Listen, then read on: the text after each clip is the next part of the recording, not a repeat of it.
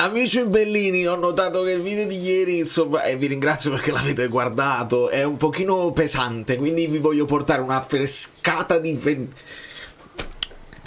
ventilità, dai, una ventata di freschezza, che ovviamente, no, tra l'altro Asia è un arbitro, quindi non parla così solo da tifosa, parla come un'addetta ai lavori, quindi abbiamo parlato un po' di Allegri, un po' di Conte, quello che si è fatto, quello che si può fare, una panoramica su tutta la Serie A, i mondiali, in generale ve la presento perché secondo me è una bellissima chiacchierata, fatemi sapere cosa ne pensate nei commenti, cliccate sul like.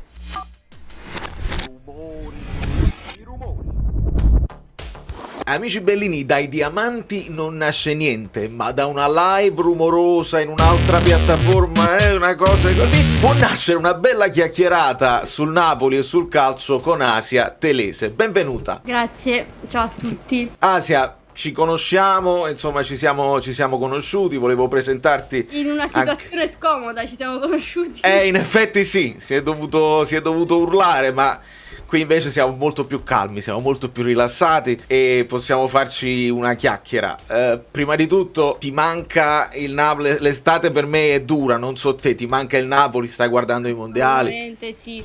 Guardo i mondiali per Messi, perché l'ultimo mondiale di Messi non possiamo non guardarlo, ma così come Neymar, così come anche De Bruyne, anche se io sto un po' mandando qualche macumba, onestamente preferirei passasse qualcun altro piuttosto che il Belgio, però sì, mi manca il Napoli, cioè io aspetto le notizie per sentirmi più vicina alla squadra, però effettivamente sì, manca molto il Napoli. Assolutamente. Che cos'è questa cosa della macumba? Fammi entrare in questa... No, perché io purtroppo non nutro una simpatia nei confronti di De Bruyne, di Lukaku e di Garcia, che stanno tutti in Belgio, cioè sono tutti del Belgio, quindi esatto. Bene, li abbiamo allora riuniti. D'altra parte la prima partita non è andata benissimo, Sì, esatto. Forse meno Lukaku, però gli altri due sì. Esatto. Allora, quindi mettiamo da parte un attimo i mondiali, magari ci ritorniamo a fine video perché comunque Messi la tripletta l'ha fatta qualità. E l'emozione è arrivata. Ti faccio una domanda che arriva direttamente dalla mia community perché ad alcuni avevo accennato di questa chiacchierata. È una domanda dalle nostre quote rosa proprio per te, nel senso che mi si chiedeva se hai trovato difficoltà di entrare in questo mondo che di base è molto maschile, molto, molto respingente sotto un certo punto di vista, nel fare contenuti, nel renderti credibile. Come la vivi? Allora, io inizialmente in realtà ero in incognita, perché il mio profilo, diciamo, di TikTok, da dove sono partita, si chiama Napoli in campo. Il mio nome non l'ha mai avuto. La gente pensava che io fossi maschio, infatti nei commenti le persone facevano "Wow bro, bel video". Frata, E io sotto incrementavo "Wow fra", però giustamente io sapevo di non essere un uomo in quel caso, e fin quando poi non sono riuscita ad arrivare a un tot di follower per fare live. E quando mi sono messa in live, tutte le persone che commentavano i miei video, che poi erano video di editing alla fine sul Napoli, "Ah, ma sei una donna?" E quindi erano tutti quanti sconvolti da questa cosa.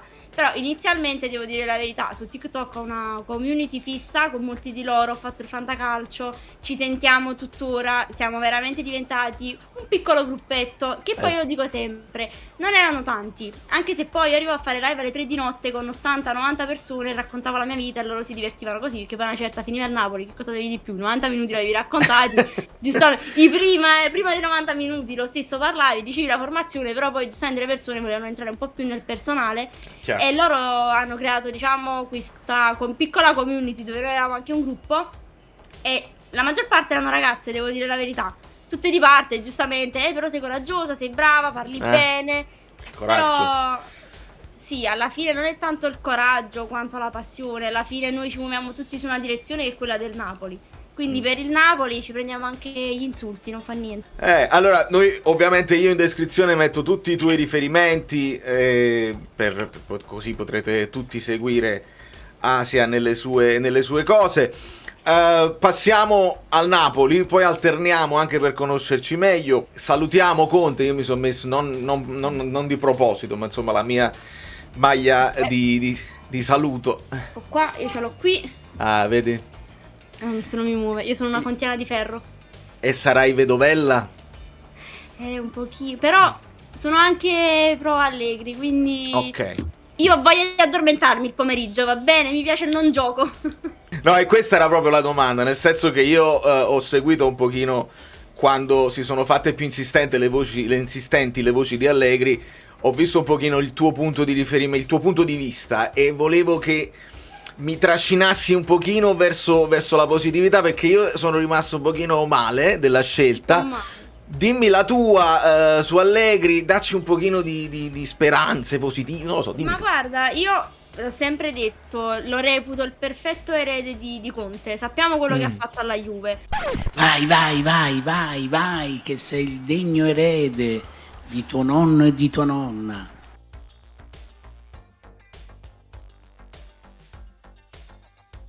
Alla fine ad Allegri devi dare una squadra bella e fatta, una squadra forte, una squadra competitiva, e Conte ha creato una bellissima squadra, a parer mio, molto forte, molto competitiva. La pecca è stata appunto che molti di loro li abbiamo persi durante l'anno, però l'abbiamo visto, una Supercoppa è stata vinta completamente da Neres. Sì. Ci sono stati dei giocatori che comunque sono rivelati dei punti fermi, tipo Højlund, che è vero, magari non ha fatto tutto quello che una persona si aspettava, un tifoso si aspettava, però alla fine abbiamo visto che ha dato quello che poteva. Poi era mirato da chiunque, quel povero Cristiano, manco un fallo a favore suo, sempre contro, quindi diciamo che poi c'erano anche delle decisioni che non erano né colpa di Conte né colpa di Højlund in questo caso. Quindi io ti dico che la squadra ad hoc ce l'ha. Poi la dirigenza, noi sappiamo essere una forte dirigenza, una forte società. Io sono, come vedi, pro ADL, quindi io credo molto nel Napoli, nella società, negli allenatori che vengono sempre, a prescindere. Non ho mai provato simpatia per Garcia, purtroppo, è l'unico. Però per il resto veramente do fiducia a tutti quanti. Io sono una contiana. È bello che si possa avere fiducia nel futuro senza per forza rinnegare quello che si è fatto, perché poi alla fine i nomi che sono usciti sono stati tutti nomi che dovevano fare esperienza. Io onestamente ad oggi voglio vedere il mio Napoli competitivo. Non dico che deve vincere, perché poi se vinciamo sempre poi ci abituiamo, diventiamo i borghesiti, ci viene già qualcosa, siamo un po' così, che è malore. Quindi io non dico che arriviamo in finale di Champions League, che poi chissà se ci arriviamo, cioè perché se ci arriviamo non ci arrivo io sicuramente, mi viene qualcosa prima. Però sì, di fatto io credo che con Allegri poi secondo me possiamo essere anche più competitivi durante la Champions League, perché noi sappiamo comunque lui ci porterà un po' più avanti sicuramente rispetto ad Antonio Conte, che si sa che in Europa non fa chissà che belle figure. Per me ha fatto una bellissima figura in generale, qua a Napoli è diventato un re. Il fatto che lui sia rimasto a Napoli la conferma a tutto. Poi sicuramente Allegri entrerà nelle nostre grazie, si farà volere bene, spero per lui. Io sono con lui, quindi però la squadra c'è, i giocatori arriveranno. Ho letto comunque con gli insider tra Rabiot, Vicario, ci sono comunque dei giocatori, ci vuole Gila, ecco. Viene Vlahovic, se lo vuole convincere. Io sono pro Vlahovic, quindi va bene pure infatti Vlahovic. vedi, ce l'avevo sta domanda, adesso ci rientriamo. Però ritornando un pochino a te, uno dei primi link che si trova sul tuo profilo Instagram è Aia Napoli, e quindi ovviamente io dico aspetta, Aia Napoli, quindi tu sei arbitro. Io sì, sono arbitro della sezione di Napoli, proprio nel Maradona. Io ho fatto il corso, bellissimo, andare tutte le sere lì con le luci, potevamo salire su al campo sulla pista, quindi è stato un bellissimo corso. La federazione penso che sia stato il seguire i corsi, che io poi non sono tanto amante, sai, di scuola, stare lì, ti siedi, perché poi a un certo punto io disturbo dell'attenzione, anche in live, a un certo punto mi perdete, perché poi è molto limitata. Lì non ho mai avuto questo problema, eravamo un gruppo, siamo tuttora un gruppo, siamo una famiglia. Chi ci ha spiegato le nozioni comunque riguardo, che poi tra l'altro cambiano ogni anno, quindi noi ogni anno dobbiamo riseguire il corso. È stato veramente bello il corso, sono belle le persone. Io ho le mie 2 colleghe fidate, Ginevra e Checca, che sono le mie 2... Siamo le uniche 3 del nostro corso su 84 persone, tra l'altro passate tutte quante, perché veramente eravamo un bel corso. Mi sono trovata benissimo ed è la dimostrazione di quello che poi si vede anche in campo, perché c'è un sostegno totale, psicologico, fisico, in tutti gli aspetti. Hai sempre qualcuno che sta lì e ti aiuta, sempre. Veramente è stata una bella esperienza. Io consiglio, soprattutto alle ragazze, perché poi c'è un po' di pregiudizio riguardo sia al livello arbitrale che proprio le donne nel calcio. certo. Io personalmente vengo da un'esperienza di danza, io ho fatto danza, col calcio non c'entro nulla. Ho detto, mo ci provo, mi metto dall'altra parte per capire, magari per essere pure un po' più preparata su determinati argomenti, perché Esatto. poi, mo ci vuole, dimmi il fuorigioco, perché a me, lo so, quindi, Certo. voglio dire. Però sì, è stata una bellissima esperienza ed è bello. Peccato che ci siano i pregiudizi, ecco, però personalmente non ho riscontrato chissà quanti problemi. Sicuramente arriva quello di turno che dice vai a fare le sfilate, faccio anche quello. Brava, è una bellissima risposta. Faccio quello e basta. Esatto. Guarda, mi piace tantissimo sta cosa perché mettersi dall'altra parte ti aiuta anche forse a vedere, perché tu mi citavi Oilund lo picchiano in continuazione e noi a volte ce lo dimentichiamo. Io ho notato che la nostra tifoseria a volte è anche più severa con i nostri giocatori e ci dimentichiamo molti dei soprusi che abbiamo subito durante l'anno. Però una cosa la Refcam me l'ha data e volevo da te una conferma. Arbitrare è proprio difficile perché Sì, i giocatori vanno a assolutamente. 1000 all'ora e stargli dietro dal vivo. La questione è questa, io faccio gli under 14, quindi la refcam non ci sono gli certo. assistenti, non c'è nessuno, sei tu, decidi tu. La questione è questa, che bisogna comprendere che al di là del fatto che sono delle persone, siamo delle persone e dobbiamo decidere in 2 secondi, prendere una decisione in 2 secondi perché non puoi perdere tempo, il tempo è quello. Bisogna essere clementi anche perché gli arbitri sono sempre dietro l'azione, mai davanti e mai nell'azione. Noi dobbiamo stare dietro, non possiamo superare i giocatori perché altrimenti non si può. Quindi noi stando dietro e seguendo comunque 22 persone, perché non è facile, poi non è, cioè 2 occhi, devi correre, devi respirare, devi fischiare, che devi fischiare e respirare. Tra l'altro il fischietto è particolare perché per fischiare col fischietto degli arbitri c'è tutto un metodo, un tipo di assumere l'aria, è tutto. Io ci ho messo 1 mese e mezzo per capire come, perché non fischiava il mio fischietto. Ma è bellissima sta cosa. Non ci... Perché è particolare rispetto a un fischietto normale. Il mio è giallo, scelto dalla federazione, che ti fanno scegliere anche il tuo primo fischietto, cioè è bellissimo, Ok. no? È bellissimo. E io l'ho preso proprio come la divisa ed è particolare perché non ha quella semplice pallina che si muove e fa il rumore. No, il rumore lo fai tu, cioè esce dal fiato, è una cosa particolare. È come il kazoo, che devi soffiare nel kazoo, non esce niente, devi fare una nota per farla uscire. Devi inserire la lingua è una cosa veramente strana. Che correndo comunque non è facile perché devi correre, devi respirare, cercare di non morire in mezzo al campo perché devi correre insieme ai giocatori. Quindi è difficile per noi, noi siamo dietro all'azione. Vedi, nel mio caso il fuorigioco non è che mi chiama il VAR, è che abbiamo la sala VAR. Devi sapere e basta. E magari ti trovi il genitore di turno che ti dice perché tu non hai visto? Che sto dietro, che cosa devo vedere? No, è molto interessante questa cosa, secondo me nessuno la sapeva, l'avete saputa qua. Asia, ritorniamo nel discorso Napoli, perché tu mi hai citato un po' di nomi di mercato, io sto continuamente, immagino come te, a scrollare, ad aggiornare per vedere cosa ci dicono. Di Marzio e Fabrizio Romano, se vedete quante volte sto lì, si controlla il telefono. Proprio così, perché aspettiamo qualcosa.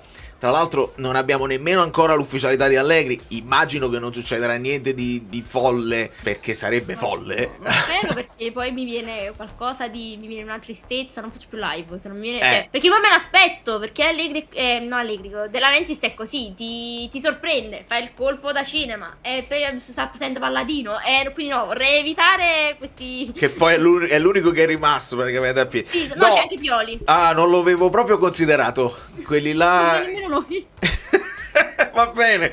Allora, quindi i nomi che sono usciti, Ghila è quello là più pesante, insomma, che ci stanno ripetendo da un po' di tempo. Rabiot che si lega, ovviamente, dove va Allegri, aggiungono il nome di Rabiot. E adesso Vicario. Che ne pensi di questi tre? E poi facciamo il discorso sull'attacco.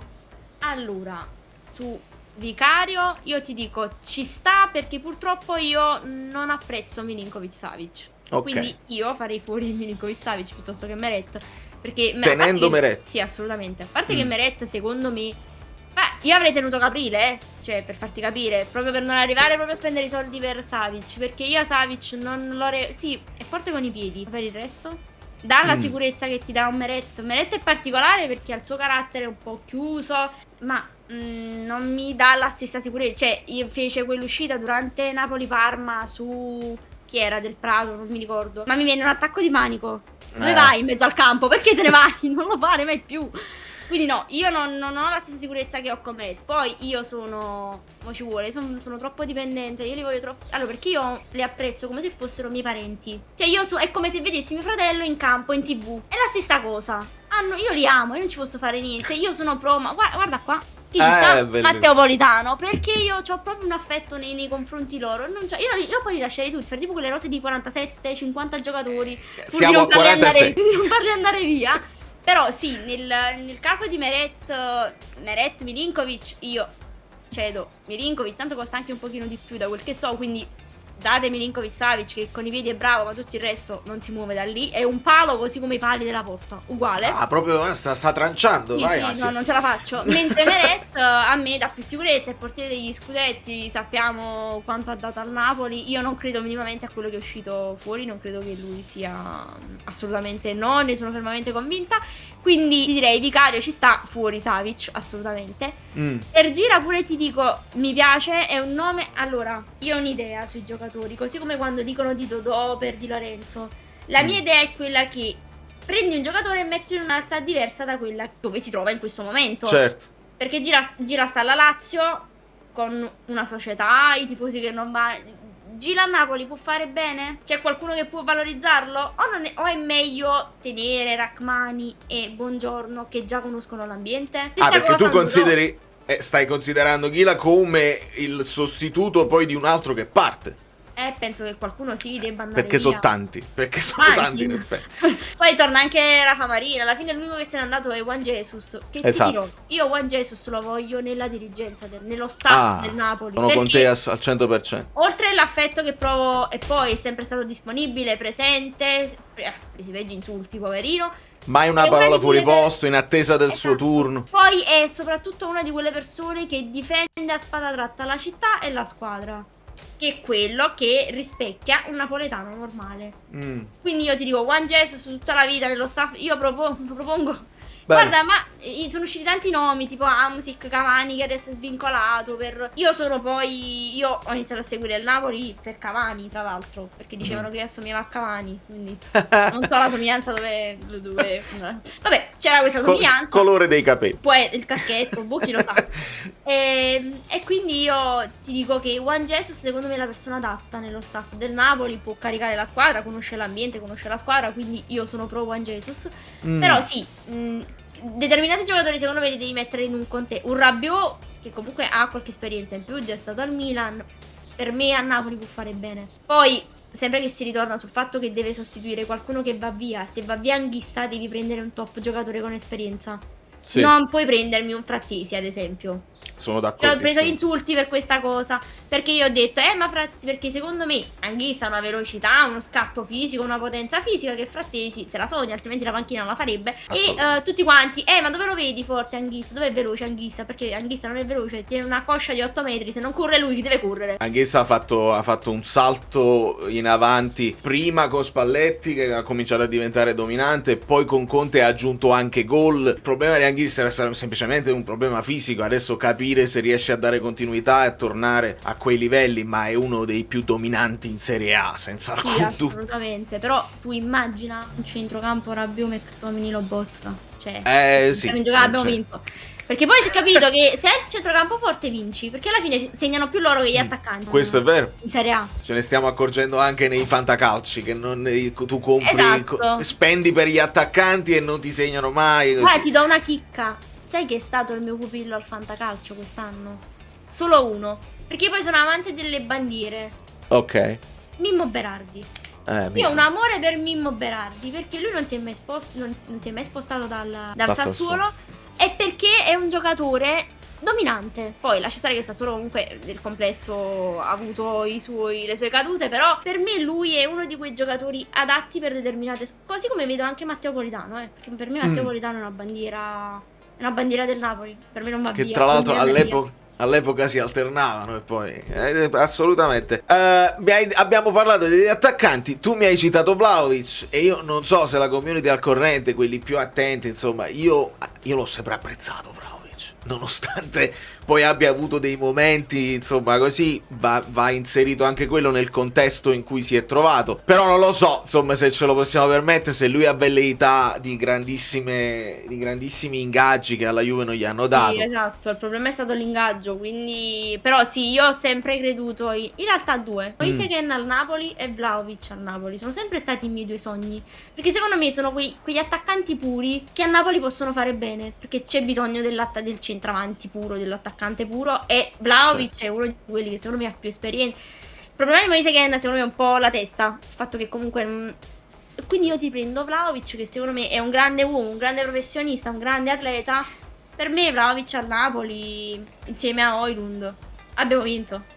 Quindi Coppa Italia, Supercoppa, tutto. Quindi a due li immagini insieme anche? Sì, anche insieme, sì. E questo ci porterebbe all'eventuale 3-5-2 puro di Allegri. Mica male. Io, Moise Kean che mi citavi, l'avevamo individuato come un perfetto sostituto di Lukaku per fisicità, per capacità di fare reparto da solo, che è quello che poi è la principale caratteristica di Lukaku. Secondo me hai ragione, a livello di testa poi ti può essere un po' discontinuo. Io ci ho sperato.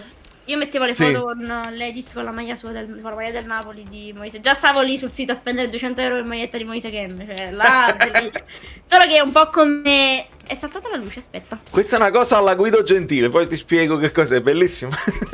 Comunque sì, io lo reputavo adatto al Napoli. Il problema è un po' come Osimhen, no? Osimhen alla fine si è fatto un po' odiare per gli atteggiamenti che ha avuto, perché poi il giocatore non lo metti in discussione, è stato forte, capocannoniere, cioè sapevi che c'era Osimhen, era gol, era vittoria, fine, cioè... Però... ma il Napoli storicamente ha avuto sempre grandi attaccanti. Io ricordo, mi hai parlato di Cavani, e con Cavani si partiva quasi sempre da 1-0.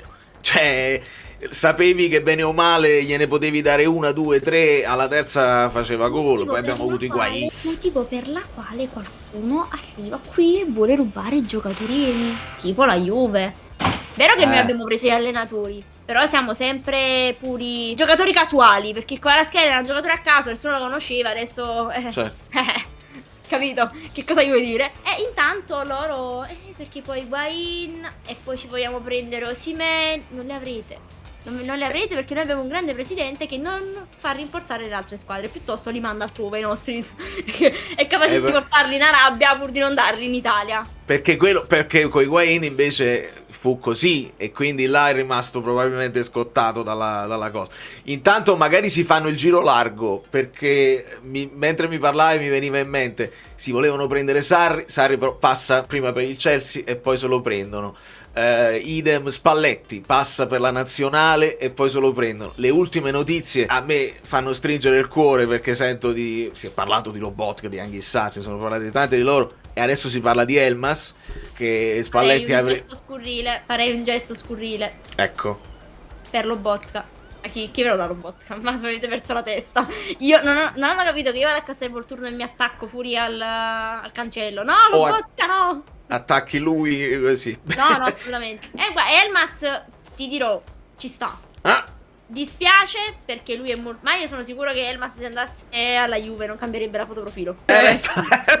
Lui l'ha lasciata per tutto il tempo che è stato con l'Ips, tutto il tempo col Torino, ha lasciato quella foto là. Però per lui ci sono dei giocatori che secondo me devono fare carriera, devono un po' provare dei grandi club. Io ero d'accordo con il mandare via Kvaratskhelia perché era quel diamante, però in Italia te lo rovinano perché poi te lo paragonano alle AO, e si è visto, si vedeva, è un peccato per il giocatore, capito, che si deve sentire paragonato, così come aver messo Modric e De Bruyne quest'anno in Serie A è stato uno scandalo. Cioè, questi giocatori che sono dei giocatori comunque importanti, sono due campioni, io poi avrei preferito Modric.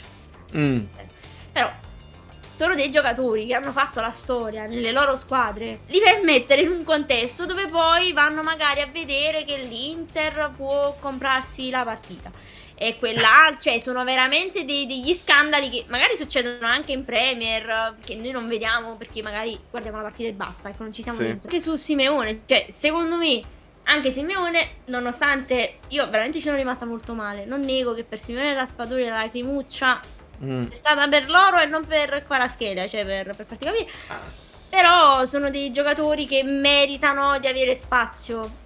Cioè, non puoi tenere un Simeone. È uno spreco per lui, perché comunque sono giocatori. Sicuramente non è che li puoi mettere in chissà. Però sono dei giocatori forti che meritano di avere il loro spazio, di farsi vedere, di giocare. Soprattutto perché poi questi ragazzi si allenano per giocare. Quindi meritano assolutamente, dopo tutto l'impegno e i sacrifici che fanno, meritano di stare in mezzo al campo e di concludere qualcosa da qualche parte comunque. Asia, nel salutarci abbiamo accennato un pochino anche alle altre squadre. Come la vedi ai nastri parte? Siamo all'inizio, quindi possiamo veramente dire qualsiasi cosa e non possiamo essere tacciati. Hai sbagliato è troppo presto. Però ad oggi ci sarà continuità per l'Inter e per la Roma. Il Milan riparte praticamente da capo, la Juve continua, però sono un po' indietro. Come la vedi la situazione nei vertici? Ma io credo che la Juve, o meglio Spalletti,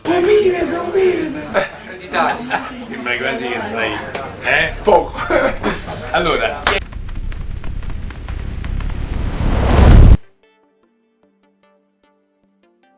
continua a far godere i napoletani anche da lontano. Quindi va benissimo così. Poi non penso che possano fare chissà che acquisti. Alla fine hanno rinnovato Boga, giocatore che secondo me è stata una delle scoperte quest'anno, perché rende bene in una squadra che comunque gli ha risolto nel momento in cui i vari David, i vari Zegrova e Openda non funzionavano. Boga ha avuto più impatto sicuramente. L'ultimo slot magari. Per quanto riguarda la Roma non mi preoccupa molto, perché ad oggi ci sono chiacchiere, ma certo, nel concreto no, ma non mi preoccupava in generale. Io credo che comunque la Roma è fatta un po' così. D'estate sono sempre fuochi per demerito di qualcun altro. Ma la Roma ha sempre fatto così. Vinciamo lo scudetto, la Champions League, il triplete, vinciamo pure la Bundesliga, però poi non vincono niente alla fine. Quindi contenta per loro, perché ci sta. Basta strisciate in Champions League, cambiamo un po', giriamo questo stivale. C'è stato un po' di aria fresca anche per la Champions League nel vedere qualcun altro.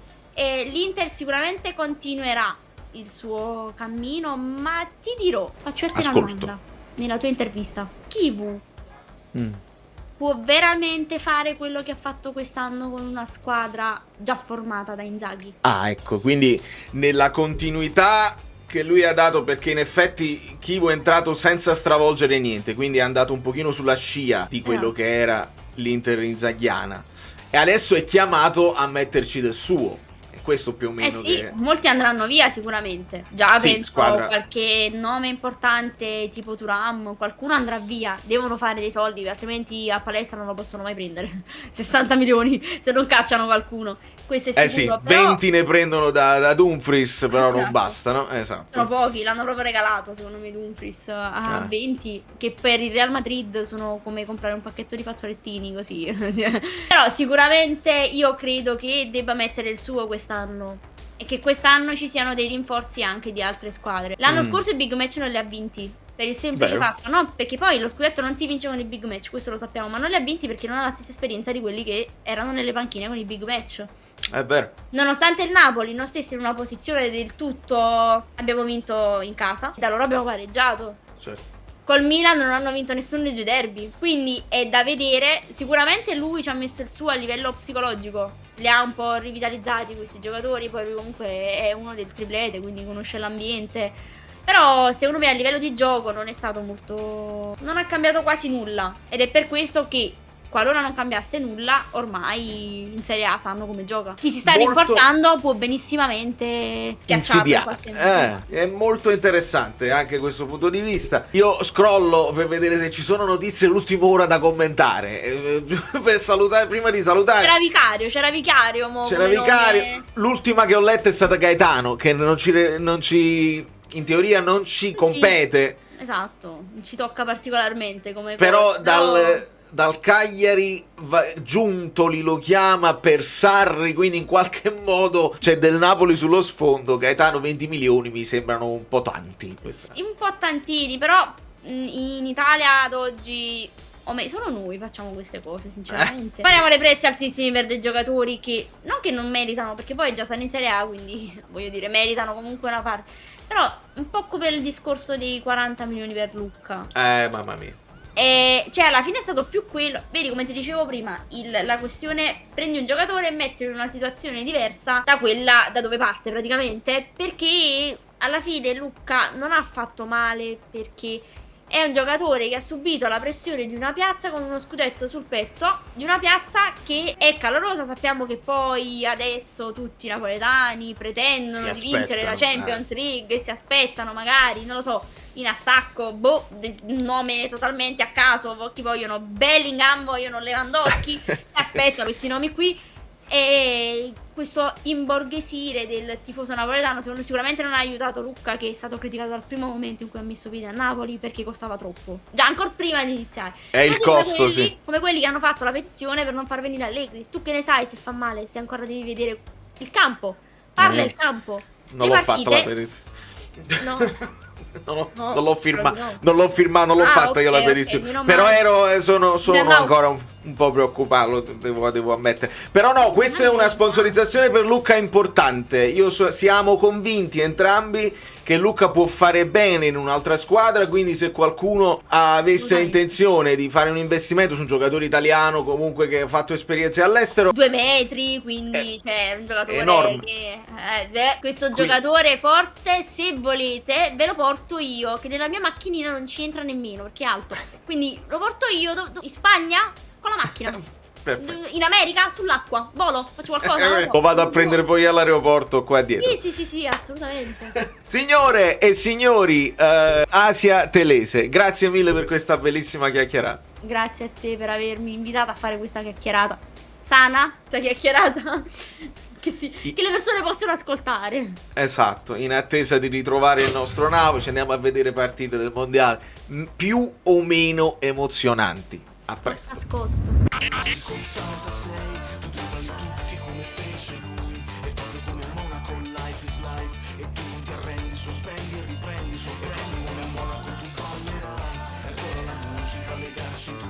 Come la grande mela che non dorme mai, il frutto delle scelte di una vita